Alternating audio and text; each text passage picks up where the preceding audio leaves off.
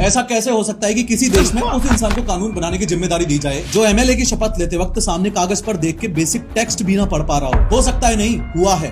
Welcome to India. हाल ही में बिहार असेंबली का एक नया सेशन शुरू हुआ जहां न्यूली इलेक्टेड एमएलए को शपथ लेनी थी। वहां जेडीयू की एमएलए विभा देवी जो नवादा सीट से जीती हैं, जब माइक पर शपथ लेने आई तो वो सिंपल हिंदी के वर्ड्स तक ढंग से नहीं पढ़ पाई। मैं विधानसभा के सदस्य निर्वाचित हुई हूँ।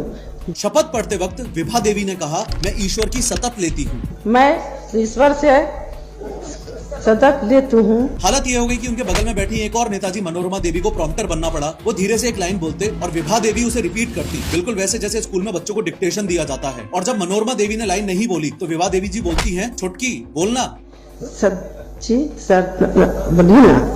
अब देखो, यूं तो हंसने की 100 बातें हैं, तुम इस पे मीम बना लो, मजाक उड़ा लो, कुछ भी करो, पर मैं चाहता हूं कि तुम इस बात की गंभीरता को भी समझो कि अपने देश में हर दूसरे नेता की यही हालत है। इस देश में एक चपरासी की नौकरी करने के लिए 10th पास होना जरूरी है, लेकिन पूरा स्टेट या देश चलाने के लिए पढ़ा लिखा होना जरूरी नहीं है। आज भी नेता अपने देश में चुनाव सिर्फ इस बात पर जीत जाते हैं कि वो कास्ट पॉलिटिक्स और दबंगई के दम पर कितने वोट्स इन्फ्लुएंस कर सकते हैं। ये नेता लोग जो मेरे लिए बजट और कानून डिसाइड करेंगे, अगर ये खुद की शपथ तक ढंग से नहीं पढ़ सकते तो मैं कैसे मान लूं कि ये कानून को ढंग से पढ़ पाएंगे, समझ पाएंगे और आम जनता के वेलफेयर को दिमाग में रखते हुए उसे इंप्लीमेंट कर पाएंगे। दिक्कत 10वीं या 12वीं पास होने की नहीं है, दिक्कत लैक ऑफ साइंटिफिक टेम्परामेंट और अनएजुकेटेड होने की है।